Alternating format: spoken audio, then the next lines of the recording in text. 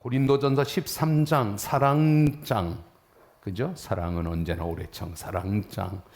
고린도전서 15장 부활장, 부활에 대한 말씀들로. 로마서 8장 성령장, 성령. 마태복음 13장 천국 비유의 장. 마태복음 13장을 통해서 예수님은 천국은 이러하다 7번 비유를 통해서 말씀을 해주고 있습니다. 이 세상에 가장 아름다운 단어 하나가 있다면 천국입니다. 이 세상, 제가 목사로서 한 번 설교할 수 있는 설교가 있다면 천국에 대해서 설교할 수 있는 것은 놀라운 특권이라고 생각을 합니다. 천국, 이곳은 방황하는 인간이 궁극적으로 가게 되고 영원히 안식하게 될 최고의 축복의 장소입니다. 천국보다 더 좋은 곳은 없습니다. 가장 아름다운, 천국 같다. 가장 아름다운 가정, 천국 가정이다. 가장 행복한 시간, 천국, 이런 순간을 말할 수 있는, 우리 인간이 가지고 있는 수많은 언어 가운데 가장 귀한, 가장 가치 있는 한 단어는 천국입니다. 우리가 천국 간다는 것을 상상해 보십시오. 이미 우리는 예수님을 주님으로 예수 믿는 사람이 되어서 천국 가게 된 사실을 상상해 보십시오. 생각만 해도, 상상만 해도 빙그레 얼굴이 미소가 가득해지는 단어가 천국입니다. 예수님이 하나님의 아들로 이 땅에 오셔서 제일 첫 번 설교하신 설교는 천국이 가까웠느니라 였습니다.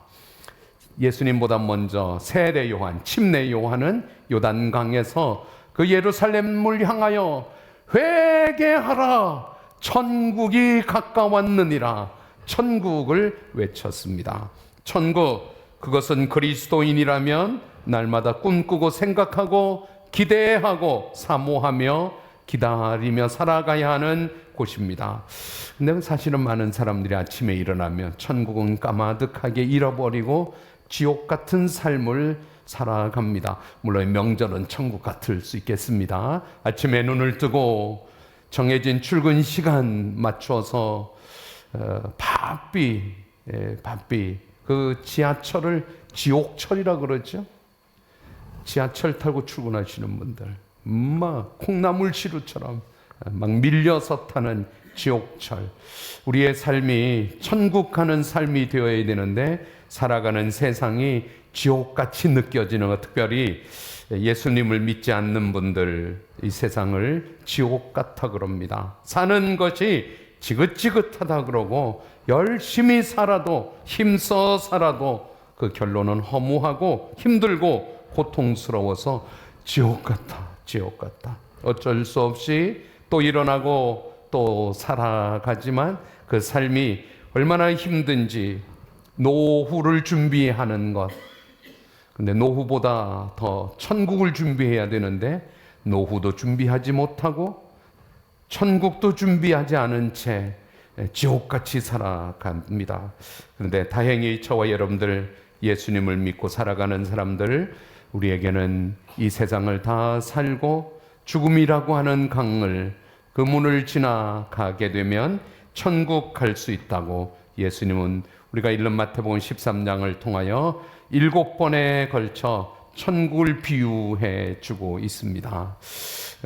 천국, 마태복음이 가르쳐주는 천국은 죽은 다음에 가는 곳 정도가 아니라 영어 표현하는 The Kingdom of God, 하나님의 나라, 그것은 살아있는 동안에도 이미라고 하는 already, 이미 우리에게 천국의 삶을 이 땅에서 살아가고 있고 아직은 not yet, 아직은 가지 않은 곳, 그러나 이미 우리에게 천국이 임하여 현재를 살아가는 그리스도인들의 삶은 천국을 순간순간 느낄 수 있고 경험할 수 있고 소유하고 있다고 하는 사실, 그래서 천국 비유를 7가지로 말해주고 있습니다. 근데 한번 따라하는 것으로 이제 이 말씀을 설교 듣게 될 거니까요. 첫 번째는 따라하십시오. 씨 뿌리는 비유. 두 번째는 가라지 비유. 세 번째는 겨자씨 비유, 네 번째는 누룩 비유, 다섯 번째는 감춰진 포화 비유, 여섯 번째는 진주 비유, 마지막 일곱 번째는 그물 비유.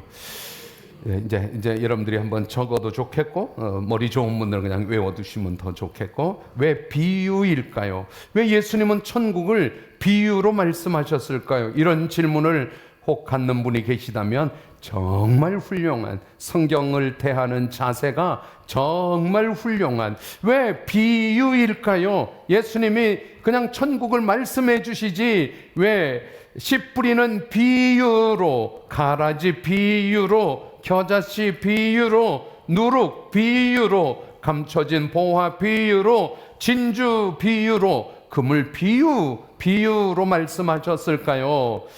이 세상의 언어 한계 때문입니다. 이 세상의 개념으로는, 이 세상의 말로는 천국을 다 설명할 수 없었기에 예수님이 비유 하나도 아니고 7가지를 통하여 천국은 이렇다를 설명해 주신 것입니다.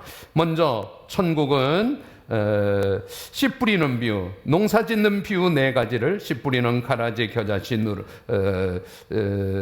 다섯 번째 포화 비유까지, 농사 짓는 비유 4가지와 장사하는 비유 2가지, 고기 잡는 비유 1가지, 비유로 말씀하시면서 우리가 잘 알고 있는 천국은 씨 뿌리는 비유 첫 번째, 씨를 뿌리는 농부가 뿌린다는 거죠. 길가 밭에 떨어져서 새들이 좋아 먹었고, 돌짝밭에 떨어져서 햇볕이 비추어 뿌리를 내리지 못하 버렸고, 가시떨기 밭에 떨어져서 가시가 자라서 그 가시는 세상의 유혹과 재물의 걱정, 염려, 가시가 자라나서 그 씨가 자라지 못하였고, 마지막 옥토밭, 좋은 밭에 떨어져서 100배, 60배, 30배 결실하였느니라.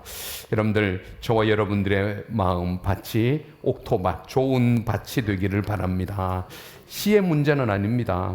누구에게든지 어떤 사람에게는 가시밭 같은 말씀이 되어서 말씀이 좋기는 한데 다 잃어버리고 나중에 보니까 가시만 무성한 말씀이 없어질 수 있죠. 그래서 씨가 길가에 떨어져서, 돌짝 위에 떨어져서 그런 분들이 있죠. 여러분들한테 제가 조심스럽게, 이게 어떤 분에게는 상처가 될 수도 있어서, 예배 가면 반가운 분도 만나서 좋고, 찬양 부를 때도 좋고 은혜가 되고, 광고 시간에 다 알게 되고 좋고, 설교만 시작하면 그때부터 힘이 들고 잠시 후 눈이 감기고 졸음에 빠지고, 뭐 어쩌다 그럴 수 있죠. 그런데 늘 그런 분들, 늘 그렇다면 오늘 이 말씀 통해서 내가 길가밭 신앙생활을 하고 있구나, 내가 돌짝밭 신앙생활을 하고, 내가 가시덤불 신앙생활을 하고 있구나, 내 속에 하나님의 말씀에 씨앗이 심겨지지 않아서 결실하지 못하는 신앙생활을 하고 있구나, 그렇게 깨달아지는 분들이 있다면 적용하도록 제가 몇 가지 가르쳐 드리겠습니다. 먼저 본문, 토요일날 목자님들이 여러분들에게 배달해 드리는 본문을, 내일은 목사님이 무슨 설교를 하신다고, 마태복음 13장을 하신다고 말씀을 읽어보고 또 읽어보고 말씀을 읽어보고, 그 말씀을 좀 옥토밭이 되도록 말씀 사랑하는 일을 하시기를 바랍니다. 또 교회에 오셔서도 뒷자리가 좋은 자리, 편한 자리가 아니라 말씀을 내가 좀 들어야겠다, 설교 시간만 되면 눈이 감기고 말씀에 흥미가 떨어지고 설교를 들을 마음이 전혀 없다, 그렇다면 자기 노력을 좀, 옥토밭 노력을 해서 앞자리에 앉아서 설교를 들어야겠다, 설교 노트를 하면서 좀 오늘 7가지니 한 번씩 적어보자. 물론 막 놓쳐버릴 수도 있어요. 그런데 좀 집중하다 보면 씨 뿌리는 비유 적어보자.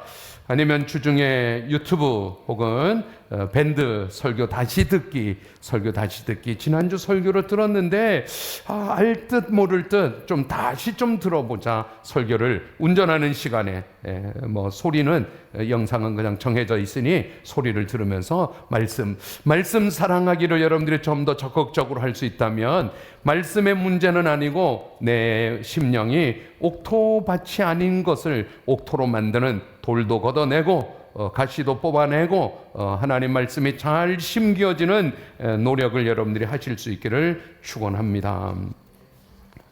천국은 어떤 완제품과 같이 오늘도 배송되어 오는 그냥 포장을 풀기만 하면 되는 완제품 같은 것은 아니고, 천국은 점점 자라나야 되는 씨앗입니다. 씨앗은 땅을 파고 돌을 걷어내고 풀을 잡초를 뽑아내고 땅에 심어 놓으면 저게 심는다고 될까 싶은데 그 땅 속에서 움이 트고 시간이 지나면서 싹이나 자라나고, 자라는 동안에 바람도 불고 햇볕도 쬐어지고, 그러나 견디어내고 바람이 불고 자라나서 그리고 열매로 연그러지는 과정.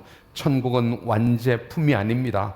예수 믿는 순간 다 이루어지는 것이 아니라 이미 주어진 천국은 점점 자라나게 될 때 중요한 것은 좋은 밭, 옥토밭이 되어야 된다는 사실입니다. 여러분들의 마음, 심령이 옥토밭 되시기를 주의 이름으로 축원합니다.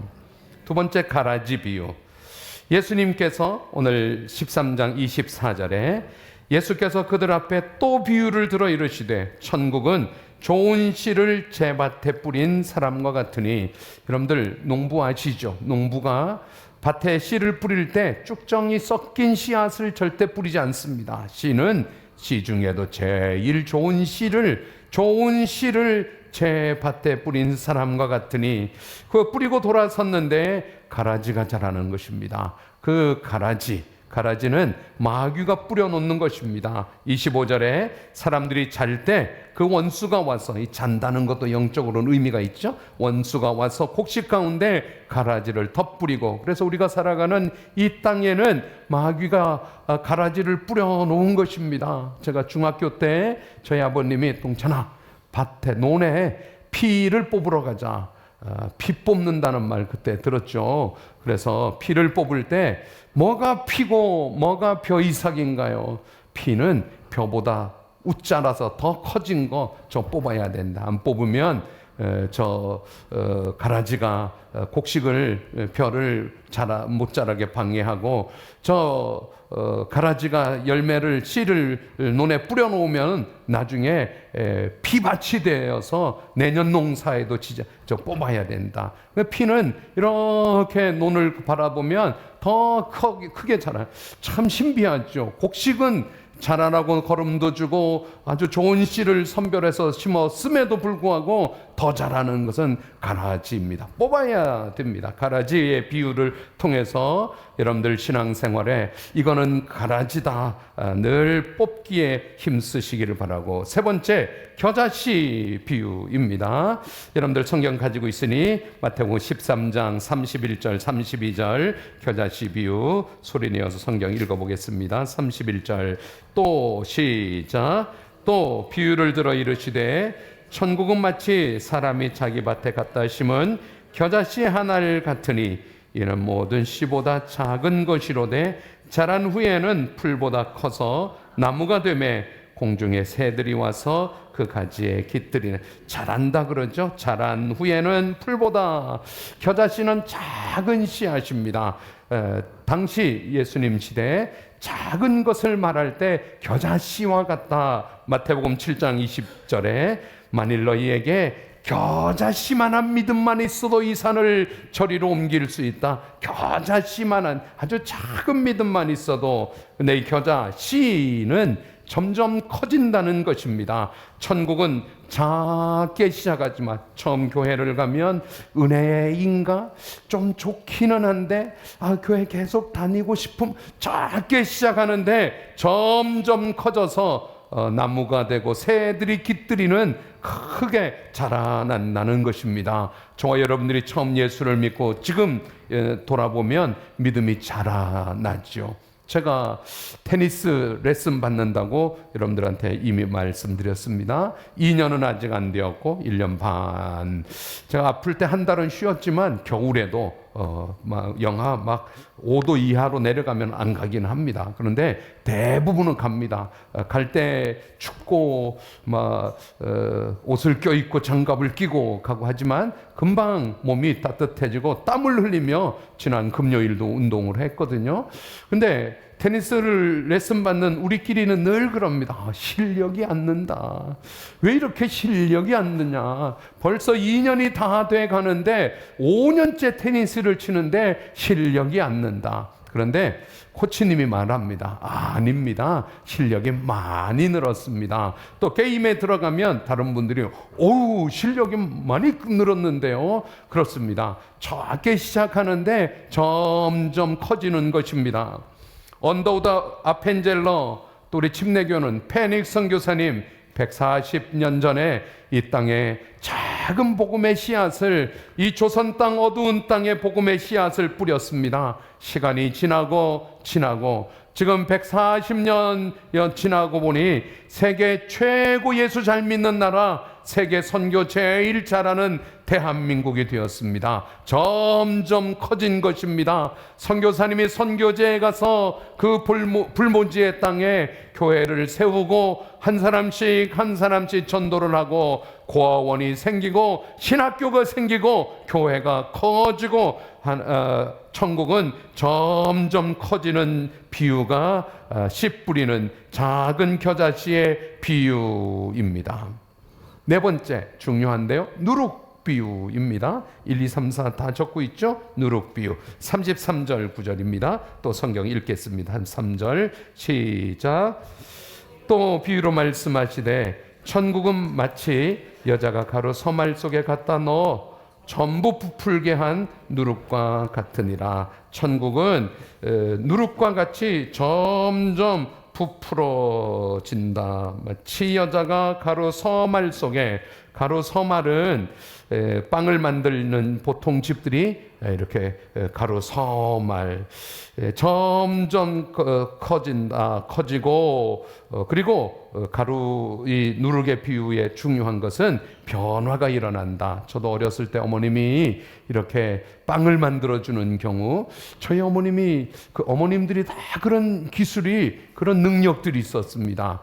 이스트 그 누룩을 빵에다 같이 이 밀가루 반죽에 넣어서 같이 반죽을 해서 아랫목에 이렇게 두면 얼마쯤 몇 시간인지 모르겠어요. 얼마쯤 시간이 지나면 그 그릇 가득히 부풀어 이 변화를 일으킨다는 것입니다.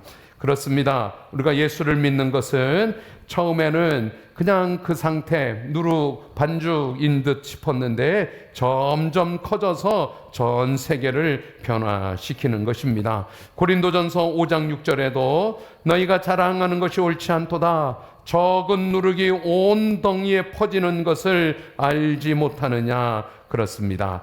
이 겨자씨는 점점 자라난다는 의미가 있다면 누룩의 비유는 변화시킨다는 것입니다. 사랑하는 여러분, 예수님의 복음은 인생을 변화시키는 줄 믿습니다.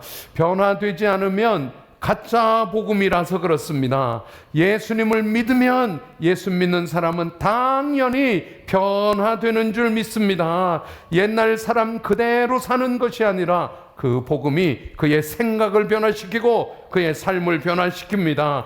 예수를 믿으면 반드시 성품이 변화되고 가치관이 변화되고 사건과 사물을 보는 눈이 시각이 변화가 되고 돈에 대한 물질관이 변화가 되고 성공과 실패를 나누는 기준이 변화가 됩니다. 선악의 기준이 달라지고 성공인 듯한데 아닙니다. 그 성공은 망하는 길이고 실패인 듯한데 이 실패는 하나님이 일하시는 기회일 뿐이고 내 믿음이 자라는 시간일 뿐이고, 넘어졌다고 넘어진 것이 아니라 일으키시는 하나님이 일하시는 기회이고, 일어섰다고 일어선 것이 아니라 교만하면 패망합니다. 해석의 기준이 달라지는 것이 변화, 예수 믿으면 가치관이 변화가 되는 것입니다. 우연이 아니라 하나님의 은혜의 손길로 깨달아지고, 그래서 삶의 방향과 목적이 변화되는 것입니다. 사랑하는 여러분, 진짜 복음은 우리를 변화시키는 줄 믿습니다. 그리스도 예수님을 소유한 사람은 변화되어서 자기도 모르게 어느 날부터 소금과 빛이 되어서 빛을 발하고 짠맛을 내는 것입니다. 우리가 천국을 소유하고 풍성한 삶을 살아가는 그 삶의 영향력이 점점 더 밖으로 더 많은 사람들에게 퍼져나가서 명절에도 가족을 만나면 배려하고 할렐루야, 도와주고 들어주고 먼저 맞이하고 편 나누지 않고 그럴 수도 있지라고 가교가 되어 그 중간 역할을 다 해서 예수 믿는 그분들 여러분들 때문에 가정에 화목하고 웃음꽃이 피어나고 할렐루야 변화시키는 것입니다. 나 하나 잘 됐다고, 나 하나 편하다고 만족하지 않고 온 가족들을 품고 사랑하는 것입니다. 어저께도 벌써 전심 때 우리 식사하러 갔더니 식당에 가족들이 이렇게 벌써 가족 식사를 하더라고요. 보니까 중학생 여자아이들, 이 아이들은 그냥 재미 하나도 없는 거예요. 명절이라서 모였는데 재미 하나도 없는 거예요. 식사하면서 어른들끼리만 뭐라고 얘기도 하고 웃음꽃도 피고 이러는데 아이들은 전혀 재미없고 스마트폰 보면서 밥 먹고. 그런데 예수 믿는 고모가, 예수 믿는 이모가, 예수 믿는 작은 엄마가, 예수 믿는 삼촌이, 예수 믿는 큰아빠가 그 아이들 다 품어서 그 아이의 눈높이에 맞춰 이 변화된 사람들이 가정을 변화시키고 그 미래 세대들에게 기대를 주고 꿈을 주고 가족을 하나로 만들고 변화시키는 것입니다. 사랑하는 여러분들, 천국의 누룩이 되어서 이 땅을 살아가시기를 바랍니다. 다섯 번째, 밭의 보화, 44절 성경입니다. 소리내어서 44절 읽겠습니다. 시작. 천국은 마치 밭에 감춰인 보화와 같으니 사람이 이를 발견한 후 숨겨두고 기뻐하며 돌아가서 자기의 소유를 다 팔아 그 밭을 사느니라. 밑에 진주 비유와 더불어 먼저 밭에 감추어진 보화, 네 가지 천국 비유를 앞에서 들으면서 천국이 얼마나 오묘한지 놀라운 세계인지 사람의 말로 사람의 개념으로 세상의 기준으로 설명할 수 없고 비유로 설명하신 예수님의 지혜와 예수님의 뛰어나신 그 배려하시는 손길을 여러분들 알았겠습니다. 이제 다섯 번째, 땅에 감추어진 보화와 같다. 이 비유 집중해서 들으시기를 바랍니다. 어떻게 천국을 소유할 수 있는가를 가르쳐주는 말씀입니다. 천국이 어떻게 나에게 다가오는가를 가르쳐주는 말씀입니다. 그 천국을 맞이할 때 내가 무엇을 해야 되는가를 말씀해 주는 말씀입니다. 다섯 번째, 이 밭에 감춰진 보화, 이것을 이해하기 위해서 먼저 2000년 전 그 당시의 시대와 우리의 시대를 조금 구분해서 볼 필요가 있는데, 요즘 금값 비싸다 그러지 않습니까? 금 한 돈 사서 애기한테 돌 선물, 금 한 돈 선물 100만 원이 넘나 그럽니다. 어저께 기준으로 금방에 가서 금 한 돈 가락지 만들러 왔습니다. 100만 원 넘게 가져가요. 옛날은 뭐 한 30만 원이나 그보다 더 적을 때도 있었는데, 여러분들이 집집마다 다 금을 가지고 있지 않습니까? 여러분들 대답하지 않아도 있는 거 내가 다 압니다. 그 금을 갖다 팔려고 하면은 한 87만 원, 한 돈에 한 87만 원 받는다고 합니다. 더 비싸질 때 알고 기대하고 기다리고 있는 분들 꼭 그렇게 드릴 수 있기를 바랍니다. 대신 집에 그 금들을 잘 감춰 놓기를 바라는데, 요즘 도둑들은 제가 다 모르지만 그 금속 탐지기를 가지고 도둑질하러 들어와서 다 벽에 밑에도 삐비빅 여기 금을 감춰놨네, 또 침대 밑에 여기 삐비빅, 정말 잘 감춰 놓기를 바라고, 옛날은 금과 이 보화를 어떻게 감춰 놓았는가 하면, 은행도 없고 금고가 없던 이 시절에 항아리에다가 담아서 땅 속에 묻어둔다는 것입니다. 우리 교포들이 이민 가서 돈을 벌어서 뭐 영어도 잘 안 되고 그럴 때 어떻게 이 돈을 감춰두는가 하면, 항아리에다가 달러를 가득 담아서 저 정원 어디다가 묻어 놓았다, 이런 얘기도 들었는데, 문제는 전쟁이 일어났을 때, 아니면 천재지변이 일어났을 때입니다. 마태복음 25장에 예수님이 달란트 비유를 할 때, 한 달란트 받았던 사람이 그 달란트를 땅속에 묻어둔 것으로 책망을 받았는데, 땅에 묻어두었다가 천재지변이 일어나고 전쟁이 일어나고, 지나가면 뭐 그 땅이 내 땅이고 그 항아리가 거기 있으니 문제 없는데, 전쟁이 일어나서 땅을 빼앗겨 피난을 가게 되는 경우이거나, 전쟁이 일어나 천재지변이 일어나 죽음을 당하는 경우입니다.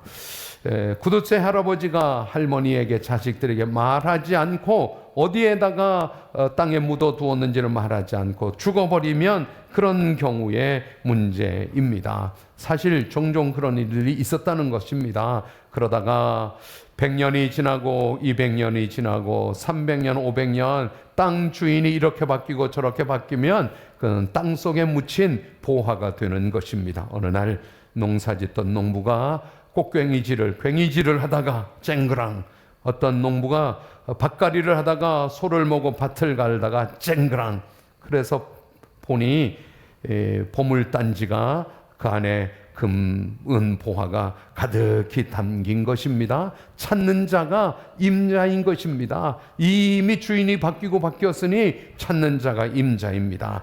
그런데 자기 땅이 아니라 남의 땅을 빌려 소작 농사를 짓는 경우는 주인에게 반을 주고 찾은 사람이 반을 갖는데, 이런 경우 대부분은 나눌 마음이 없습니다. 죄도 아니고 양생의 가책받을 일도 아니고 그대로 두고 집에 가서 자기 소유를 다 팔아 돈을 만들어, 이 땅을 내가 사겠습니다, 이 땅을 나한테 파십시오, 내가 이 땅에 농사만 짓는 것이 아니라 이 땅을 사기를 원합니다. 그래서 자기 소유를 다 팔아 그 땅을 사는 것은 금은 보화를 사는 것이라는 것입니다.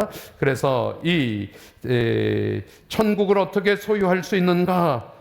농부가 보화를 캐내려고 100년 묵은 산삼을 이리 찾고 저리 찾고 이 산 저 산을 헤매고 다니다가 결국 그 산삼을 찾았다는 얘기가 아니라 일상의 삶, 오늘도 성실하게 살아가는 농사짓기의 삶, 그런데 우연히 그 일상의 삶 속에 천국이 발견된다는 것입니다. 할렐루야. 또 값진 진주를 찾아다니는 다음 진주 비유에도 장사꾼 이야기가 나오는데, 산전수전을 다, 이건 조금 반대되는 얘기예요. 자꾸 찾다 보니 진주를 찾았을 때 불교에도 빠져보고 철학에도 빠져보고 타 종교에 심취해 보기도 하고, 하나님, 절대 하나님을 찾는 구도자의 삶을 살다가 온갖 고난과 역경을, 그 건강을, 재산을 잃고 드디어 예수를, 값진 진주를 찾는 구도자로 천국을 발견하는 예도 있기도 합니다. 어쨌든 자기의 모든 것을 팔아 얻는다는 것입니다. 바울이 그랬습니다. 우연히 저 다메섹에 예수 믿는 사람들을 찾아 감옥에 가두기 위해서 그 길을 오늘도 열심히 하나님을 찾은 것이 아닙니다. 그런데도 하나님이 우연히 예수 그리스도가 빛난 빛으로 사울을 찾아 만나 주셨고 회개시켜 주셔서 사울이 바울이 되었던 것이죠. 창세기 18장의 아브라함도 우연히 마물의 상수리 나무 숲을 근처에 살고 있는데 천사들이 찾아와 그 아들을 낳을 것이라고 사라가 웃었다가 웃지 않았다고 우기긴 하지만 우연인 것 같은, 그런데 내가 보기에 우연이지 하나님은 계획하셨고 하나님은 놀라운 섭리와 축복으로 그 한 영혼을 만나주기 위하여 찾아와서 예수를 만나는, 그때 그 만남의 우연 속에 하나님의 놀라운 계획이 있었다는 것입니다. 우연히 만난 사람 사랑하게 되고 결혼하려 보니 나와 다른 예수 믿는 사람이라서, 예수 믿는 사람인데 사랑하니 결혼해야 되겠다, 결혼해서 그 사람 때문에 예수님을 믿게, 우연인 것 같은데 나의 영혼을 구원하시려는 하나님의 놀라운 계획이었다는 것. 직장 생활을 하면서 나보다 높은 지위에 있는 사장님이 예수 믿어서 신우회 예배 사장님에게 잘 보이려고 윗사람에게 비유 맞추려고 예배에 갔다가 한 번, 두 번 말씀을 들으면서 믿음이 생겨 지금은 예수 잘 믿는 사람이 된 것. 천국은 이렇게 하나님의 놀라운 계획으로 우연인 것 같은데 하나님이 우리를 찾아와 만나 주신다는 것입니다. 여러분들도 일상의 삶을 남의 밭을 밭갈이 하는 것처럼 여러분들에게 주어진 삶을 성실함으로 살아가는 동안 어느 순간 하나님이 보화를 만나게 하시는, 은혜를 경험하게 해주시는, 천국 가게 되는 축복이 있기를 주의 이름으로 축원합니다.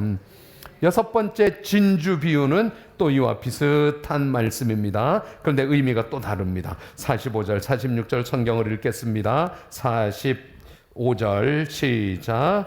또 천국은 마치 좋은 진주를 구하는 장사와 같으니 극히 값진 진주 하나를 발견하매 가서 자기의 소유를 다 팔아 그 진주를 사느니라.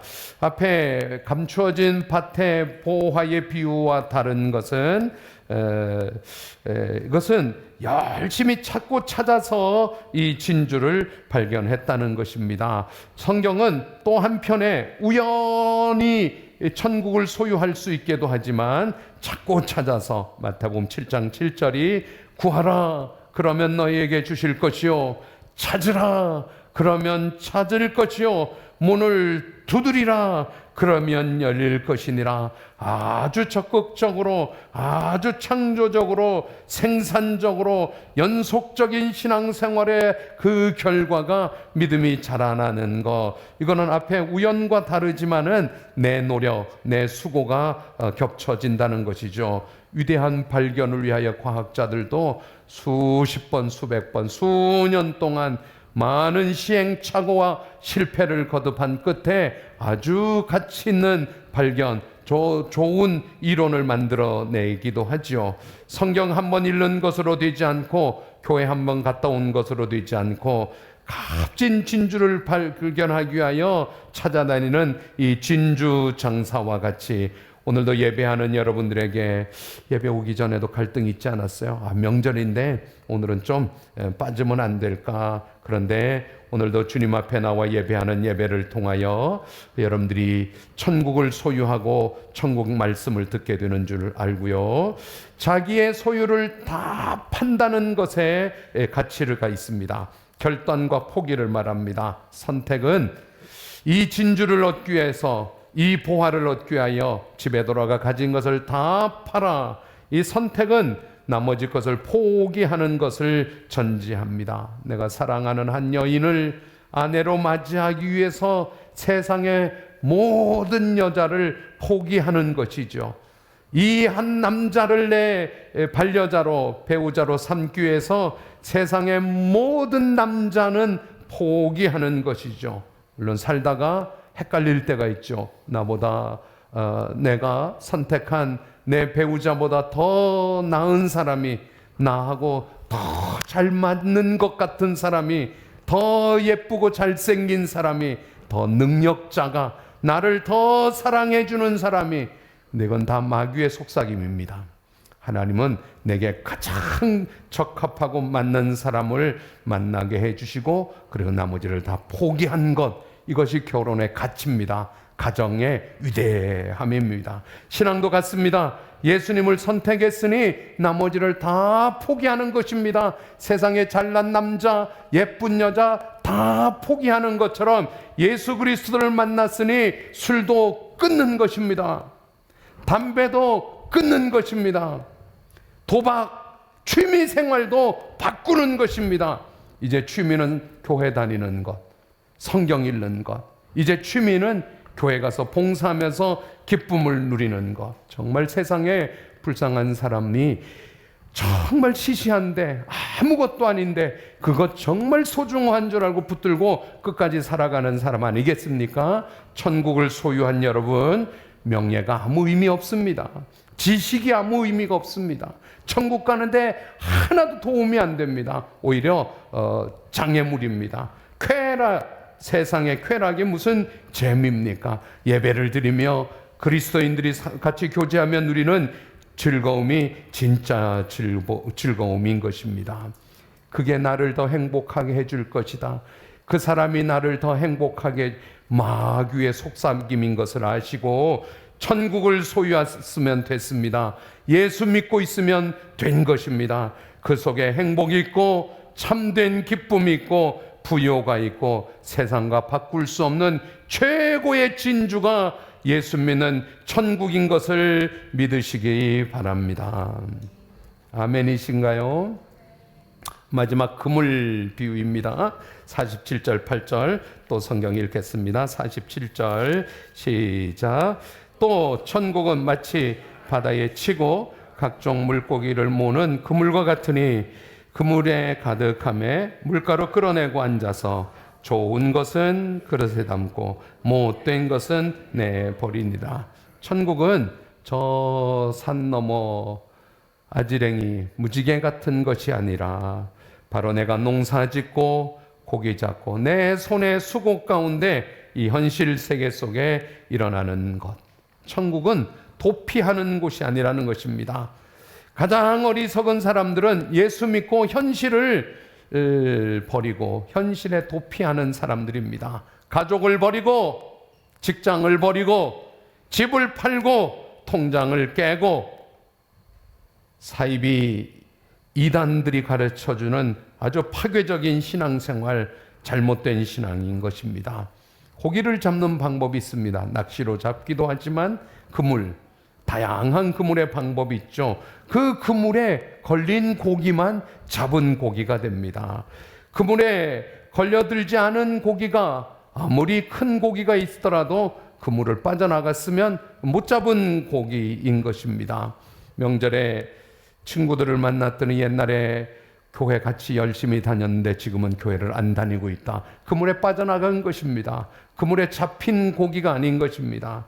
그물은 선택받은 구원입니다. 하나님이 저와 여러분들을 복음의 그물로 다 거두어 좋은 고기로 그릇에 담아준 친 것을 믿으시기를 바랍니다. 그게 힘들어요? 왜 하나님 나를 그물에 담아서 세상에 마음껏 헤엄치며 놀게 하시죠? 아니요. 주님이 구원의 그물에 복음으로 우리를 담아서 좋은 그릇에 담아 두시고 못된 것은 내버리느니라.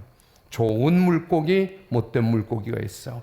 아니 그때는 나보다 더 예수를 열심히 믿고 교회를 열심히 다녔는데 왜 지금은 교회를 떠났고 복음의 그물에 빠져나간 것입니다. 알곡은 모아 곡간에 갈아지는 영원히 꺼지지 않는 불에 던져 넣는 것입니다. 세상 사람들 그물을 벗어나려고 죽음을 거부하는 사람도 있습니다. 어리석은 사람입니다. 살다 죽으면 끝이지 이렇게 말하는 사람들도 있습니다. 아닙니다. 우리에게는 한번 죽는 죽음은 하나님이 정해 놓으셨고 그보다 더 중요한 것은 그 다음에 심판이 있는 것입니다. 죽음이 싫고 죽음을 인정하지 않고 그렇다고 죽지 않는 것은 아닙니다. 지혜로운 사람은 죽음을 인정하고 더 지혜로운 사람은 죽음을 준비하는 것입니다. 성경의 지혜는 삶을 이끄는 하나님의 방향이며 믿음의 사람을 온전케 하시는 하나님의 손길입니다. 중간지대는 없습니다. 이건 나중에 그릇에 담아야지 이런 고기도 없고요. 이것은 나중에 불에 던져 넣어야지 이런 가라지도 없습니다. 오늘도 예배를 통하여 예수 믿기로 결심한다면 주님이 그 그물에 담아서 좋은 고기로 구분하시고 그릇에 담아 두시는 줄 믿습니다. 그래서 오늘도 예배하며 천국을 소유한 사람들, 천국 가는 사람들, 오늘 말씀 43절 시작하면서 이렇게 말씀하십니다. 그때 의인들은 자기 아버지 나라에서 해와 같이 빛나리라. 여러분들 성경 한번 43절 읽어보겠습니다. 시작. 그때 의인들은 자기 아버지 나라에서 해와 같이 빛나리라. 귀 있는 자는 들으라. 여러분들 해가 빛나는 것 아시죠? 제가 이사를 갔더니 해가 얼마나 잘 빛나는지 오후 4시 기준으로 되면 해가 창에서 쫙 비춰오면 그 시간이 기다려져요. 몇 시지? 4시 되는구나. 해가 비치겠네. 해가 쫙.